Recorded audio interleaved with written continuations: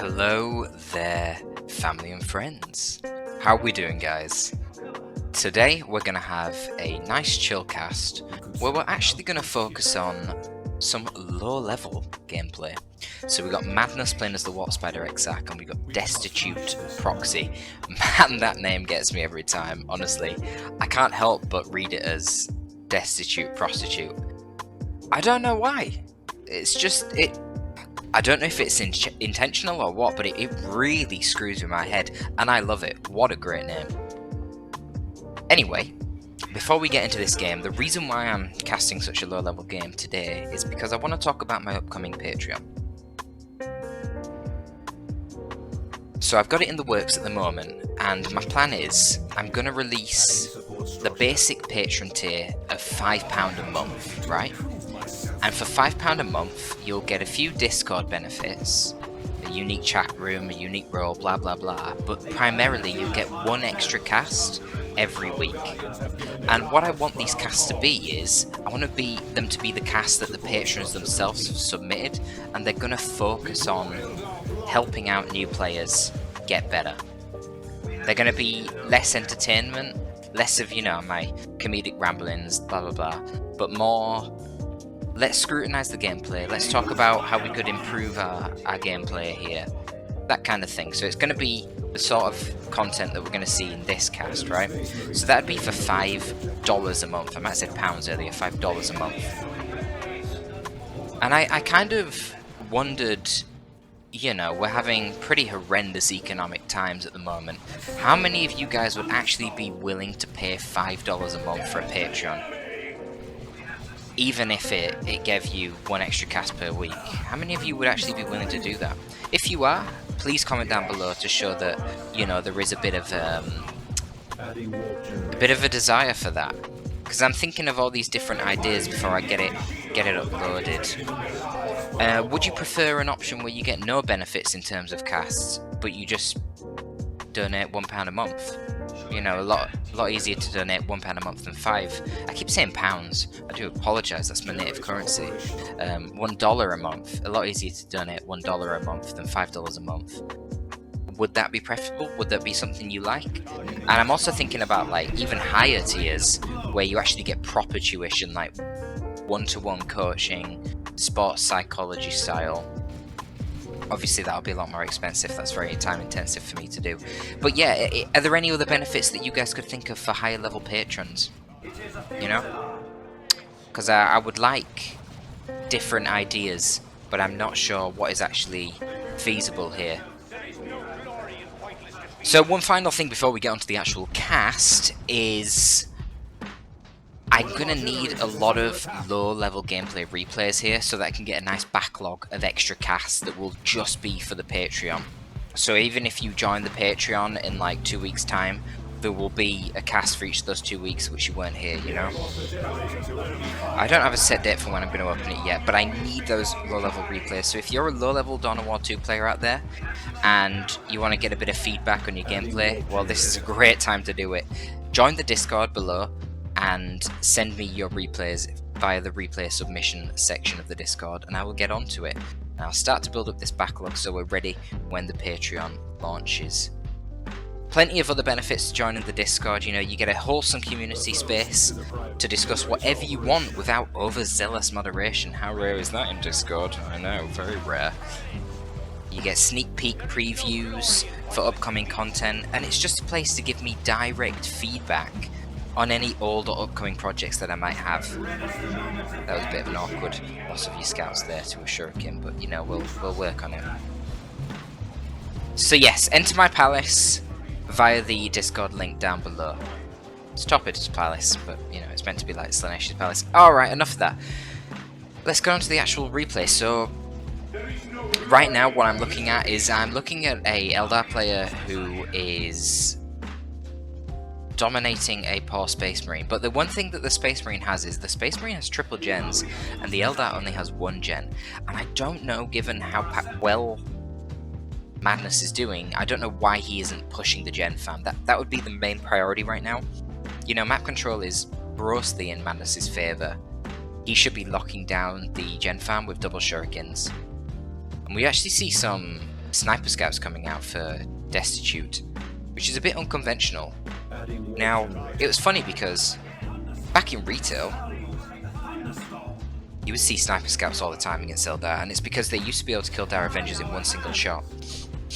And even without killing them in one shot, you can see they do a lot of poke. Another shot here, if it hits the same model, will kill that Dire Avenger. Unfortunately, it didn't. But the real issue with the Sniper Scouts isn't that they don't kill Dire Avengers in one model. You know, they're still effective. Snipers ignore normal cover. The problem is that Dire Avengers have access to energy shields, and energy shields provide 100% cover, and sniper rifles do not do a lot of damage to energy shields, so you're basically going to be sat there forever trying to snipe the enemy shurikens if they're behind an energy shield, and that's a problem. It's just not cost effective. Energy shields can be popped up so quickly, they only use such a small amount of energy, it more or less neuters your scouts. Not to mention, Sniper Scouts can be countered by enemy rangers quite well. But hey ho, we're not seeing that in this case from Madness. This would definitely be what Madness should be doing. He should be getting the energy shields up and using them to counter the Sniper Scouts. Now I like that Destitute is going for the gem push. He knows that he's been behind on map control and he needs to get that gem push. However, there is a Shuriken ready to defend it, but he has his ASM, so this honestly could be a pretty good push for Madness. Now Madness, I don't know if he's actually seen the ASM yet, he probably hasn't, and that's why he wasn't layering his shurikens. Now that he's seen the ASM, he should obviously ensure that his shurikens layer one another, so that the ASM can't just easily jump on them and force them off. I like this shuriken being on this side, that's definitely effective, and right now you can see it's forcing quite a large response from Destitute, which in turn is protecting his gen farm. I don't like that Madness has decided to rotate his shuriken towards the ASM. There's not a lot of value in that, because he's just going to get jumped, and there's no follow-up, so the fact that you've made him use 55 energy, it's not really relevant, you know, it doesn't achieve a whole lot. It's just, I would have preferred him to move the shuriken back here, and annoy the ASM by threatening going to the garrison, which obviously they couldn't deal with themselves. Anyway, the airport was split up from his marines, which is a little bit unconventional. I would have liked to see these scouts do the splitting up and leave the airport around the ASM attacks to get that regen. But he does force off one of the Eldar squads. I mean, this is a very, very eccentric build from Madness. To not get Banshees isn't that rare as the Warp Spider Exarch, because you definitely can't support them very good compared to the Warlock of the Farseer, but to not only not get Banshees, but to go for triple Guardians and triple Shurikens is quite rare, and I worry about its ability to scale. Guardians don't scale poor, but they generically, you know, they don't scale poorly, but I would say that they scale pretty bad against Space Marines, because they only have piercing even in tier 2 with all their upgrades. They become a very cost-effective piercing squad, but not a great one. A little bit of an overextension there from the Apothecary, really quite unnecessary. I don't know why I pushed in so far. But, you know, this is a low-level game. We're going to have micro mishaps left, right and centre, that's fine. I do like that Destitute has managed to protect their gen farm the whole time and got that gen farm up nice and early. Did actually miss the beginning of the game with my rambling, so I didn't notice the speed at which they put up their gens. I do find it very odd that Destitute hasn't got a second scout or a second tactical marine. I think that's a mistake, and he is paying for it with a map control. I think had he had a second scout or a second tactical marine, he'd likely control basically all the map at this point, because his micro has been better than Madness. Madness has been relying on this triple shuriken, but he too often has found himself positioning them incorrectly and having things like apothecaries forcing off a shuriken, which should never ever happen. So Destitute has found himself in a position where he can get a Dreadnought out. It'll be interesting to see what upgrade he's going to get. Given the absence of Banshees to tie this thing up in melee and do good damage with their Exarch, I think an Assault Cannon would be an obvious choice here. The Assault Cannon Barrage could be used to quite easily wipe out Shurikens. But we'll see. Now there is going to be a Wraith Lord, so you know, before I go for that assault cannon, I typically would be waiting to see what the opponent's going to get in tier 2, because yeah, if you went for an assault cannon and then they get a Wraithlord out with Bright Lance, your Dreadnought is going to get its ass kicked, and you're kind of putting yourself in a terrible position there. So I'm glad that he isn't just rushing the assault cannon mindlessly. Wait to see what the enemy gets and then choose your option. I'd probably just keep the Dreadnought in the melee mode, to be honest, when I see the Wraithlord. It's too risky with the Melter Gun because you lose the melee resist. And of course he's going to need some additional anti-vehicle options. Oh, nice positioning from the Dreadnought there. I didn't actually expect it to kill the Shuriken, but it does. So that's one of the Shurikens down, and that's nice because, you know, Bright Lances are coming on the field. So there's actually double Bright Lances, which is kind of an extreme reaction to one Dreadnought. But, you know, again, obviously, low-level meshes, what can you do? See Crackshot coming down with the Bright Lance as well, one of the Warp Spider globals. But the ASM come in and do disrupt the Bright Lance. I don't know if... Yeah, so the Bright Lance still has sight of the Dreadnought, unfortunately, and Destitute isn't microing the Dreadnought, so it is going to fall. Actually finished off by the Bright Lance Wraithlord, and that is a big yikes indeed. I mean, that just purely comes down to the micro. I mean, you just got to practice playing the damn game to solve those things. There was no tactical error there. You know, the tactical error was not making the Dreadnought run away. I'm sure he knew he needed to. It's just a matter of micro. So we're going to see the missile launcher. Our guardians have given their lives for our cause. That's fine. That is to be expected, but the problem is now there's no Dreadnought, so... What other AV are you going to get? You don't really want to go for the Predator now, because there's two Bright Lances on the field, and the Wraithlord itself has a Bright Lance, so... I really think Predator would be a mistake. I hope he doesn't go for that. But he's kind of in a tricky position now going tier 3, because it's going to take him a very long time to get anything else out. Let's have a look at his red. He does have 290 red, so he only needs 60 more red, assuming he uses no globals, in order to get Terminators out on the field, so... That would be an option, but the problem with Terminators is obviously the Wraithlord can just move into melee and beat the Terminators in melee, but that's why you then weaken it with your missile launcher, your melter bombs from ASM. But I don't know if that's going to be enough, honestly. Like, Wraithlords are pretty tanky. And what if Madness went for double Wraithlords? You know, this is why staying in tier 2 and spamming walkers is so popular in 1v1. I do think, though, that the Terminators would be a better choice than a Predator. Especially at low level, using a Predator against double Bright Lance and a Bright Lance Wraithlord, that just seems like suicide. I would not be doing that.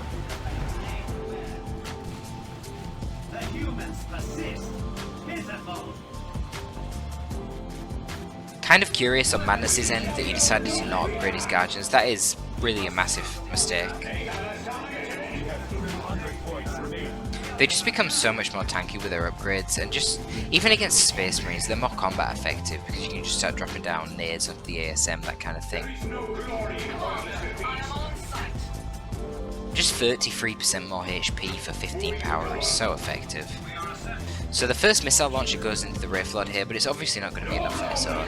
We are actually going to see a Predator, which, you know, it might work, but I feel like against a good player, when there's double Bright Lances on the field, man, a Predator is going to be really hard to keep alive. Very unlucky to lose the Sergeant instantly there as the first drop.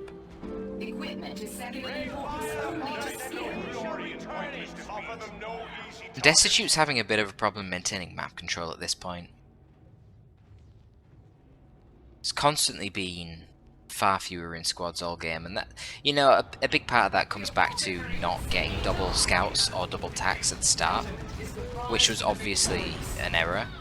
Wow, massive micro mess up from Madness there, just charging the Auto-attack into base. Obviously she gets taken out pretty easily. We're going to see the Las Cannon coming out. Okay, so the Las Cannon are obviously a hard counter to the Wraithlord, and he's going to go straight through the mid to try and hunt down this Wraithlord. Unfortunately, not using the hold fire to ensure that his hits actually hit the Wraithlord, and if he pushes up too far here, it could very well be a death trap with that Bright Lance weapon team in the background, ready to go. But he sees the Bright Lance weapons team because he's got his ASM there.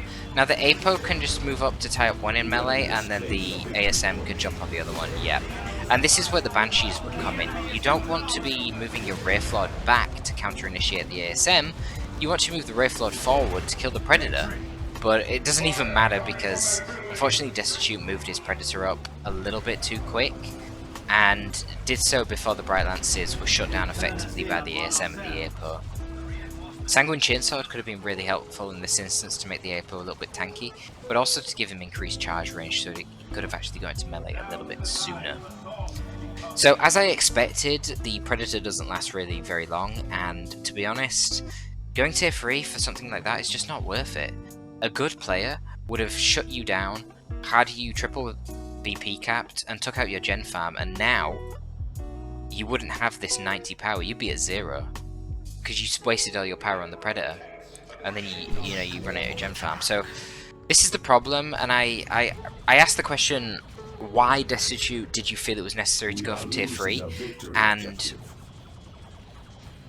against like a Death Dread, or a Space Marine Dreadnought to a lesser extent because they can get the Melter Gun, but against like a Blood Crusher, a Khorne Dreadnought, a Death Dread, the Predator tank is fantastic. They can't be countered by them because they're too slow, and you can kite them non-stop and just shoot them to pieces. But the problem wasn't necessarily the Walker, but the supporting setup teams. But even just the Walker, the Wraithlord is very annoying. It is the best Walker against tanks because of that shoulder-mounted Bright Lance. Because even when you're kiting the Wraithlord, it's shooting at you with that Bright Lance. And especially if there's infantry around, oftentimes the Predator will just start shooting the infantry whilst it's moving. It becomes very, very micro-intensive to actually make sure that he's hitting the Wraithlord. You can do it, utilising that hold fire command, but it's not easy. And it's not something... I would look, the Predator is not a direct counter to a Bright Lance Wraithlord, that is what I would say. So to spend 150 power going tier 3 and then spend 125 power plus for getting your Predator, it's just ill-advised. Now, unfortunately for Madness, he is really overextending his Wraithlord here. Where is this tank? The tank is idling the base. The tank needs to come out and help finish off this Wraithlord. Now, there is another Wraithlord coming down. You know, in an instance like that, obviously the Guardians would have been better off, rather than rushing to the Wraithlord to try and tie him up in melee, fleeting forward to tie up the missile attacks in melee. Because, did I say rushing forward to tie up the Wraithlord in melee? No, rushing forward to repair the Wraithlord. Yeah, I mean, the missile attacks do 130 damage per shot, the Guardians only repair 10 HP per second. It's way better to just tie up the missile attacks in melee. Because the tickle that the ASM do to the Wraithlord is really not a lot. It's only really the Sergeant with his power melee that does any decent damage. Predator's still hanging out pretty far back.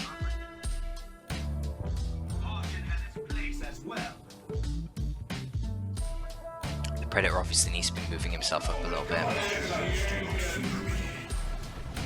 But I don't really understand Madness's build. He's not really got anything that's particularly anti-Space Marine. You know, there's no Banshees here with their power melee. There's no Dark Reapers here with their Inferno damage. There's nothing. Nothing to deal with these ASM, the APO. And the Wraithlord goes in here and ties up the missile attacks, but he's going to get hit by a Melter Bomb, then he's snared, and then the Predator can obviously come up and just finish him off because he's isolated now. Isolated with no support. The Bright Lances aren't here. This Shuriken's idling. It doesn't even matter if this Shuriken moves over, it's just going to get jumped on by the ASM and made pretty useless. So, I don't know. Massive flaws in the strategy from Madness here, and I suspect that Destitute is going to win this now because, well, basically Madness has capitulated. He has basic tier 1 troops at this point. Does he even have the Warlock leaders on his Guardians? He doesn't. No, so he's literally fighting tier 1 troops. And he's got a Predator. Now all that Destitute needs to do is drop Terminators and he wins. There's basically nothing that Madness can do if Terminators are dropped. Dark Reapers don't have the levels. They're just going to get out-healed basically by the natural regen of the Terminators, plus the APO's regen aura. it's just going to cause big problems. No, we need some in-game music. My playlist has stopped for some reason. There you go.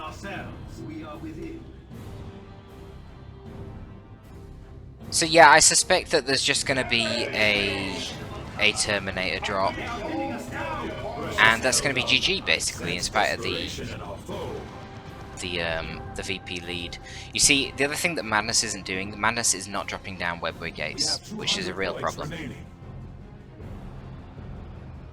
That's his only hope of winning right now. He also lost his Warp Spider X like super early in the game and never even replaced him, which is very strange. I don't know what that is all about.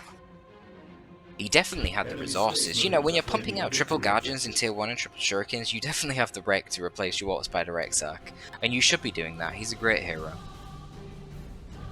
It's great for just capping the map if nothing else. That's never a bad thing.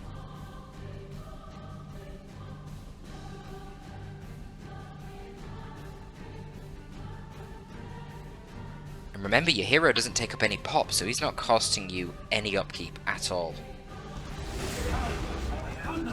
So you pretty much always want your hero on the field, even if it's just for capping.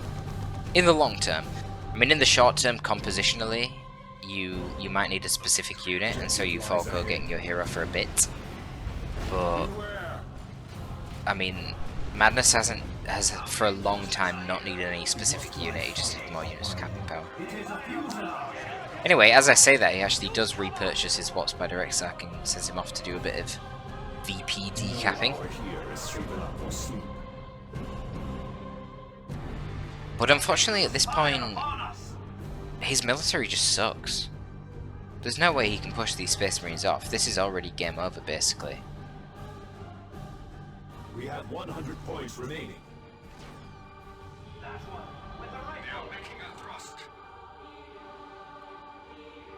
I don't like these Sniper Scouts. They've got level 4 in this instance, but man, they're just not worth it. And now we see Banshees coming out from Madness. Yeah, unfortunately that's way too late, and this game is basically over.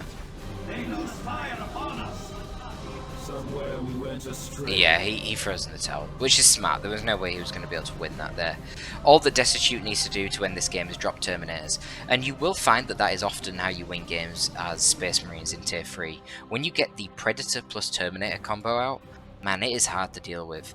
We've seen how bad the Predator can be when you charge it into the front lines into a defensive position, but what you do is you set up your APO, your Devs, your Terminator, your Stern Guard here, and then you use the Predator as fast attack skirmishing on the sides. So you push it up the flank here, poke at the enemy, and you prevent decaps. If they send a big force down this way, you just pull the Predator back because the Predator's faster than everything else. Rotate your main army, and you sort of get this pincer attack. Or you spin the Predator all the way down here, and come up this side and start pressuring here, supporting scouts. So if they sent some Guardians to deal with your decapping scouts, well, there's a Predator there, so the Guardians get forced off. The combo of the Predator and the Terminators is just so powerful. Anyway, that was a game. I know that was a little bit different from usual. Obviously, it's a much lower level game, and normally that's why this kind of content I am going to lock behind the Patreon paywall. And then people can send in their specific replays, patrons of course, and we can get a little bit more in-depth about the timing. This one obviously wasn't a super in-depth analysis either. I want to look at things like timing of building gens, you know, get the fucking stopwatches out, and let's really dig deep here. Let's really see how we can improve our gameplay. So you don't even have to be a low-level player, you know, even when I was playing at my best skill level and re-watching some of my gameplay in tournaments, you know, there's pressure, there's fatigue. You didn't sleep great last night, you ain't gonna play at 100%, so you're gonna make mistakes. So there's always things that can be learned when we scrutinize our replays. There's a lot of matchups in Dawn of War 2. And there's a lot of maps as well. Anyway, just a thought. Guys, thanks for the support. By the way, you've really come out this week with the videos. and the comments and the likes, and I really appreciate it, because we are beholden to that algorithm, and we just got to keep that up. We got to keep fighting that good battle so that these videos keep getting the views that they deserve. So thank you very much for that. Please keep giving the likes and the comments if you do enjoy this content, and please tell me down below what you think about the Patreon ideas I talked about earlier. Thanks for tuning in, folks. That is all from your boy STD today. We're going to have a nice epic 2v2 for you guys on Tuesday. See you then, boys.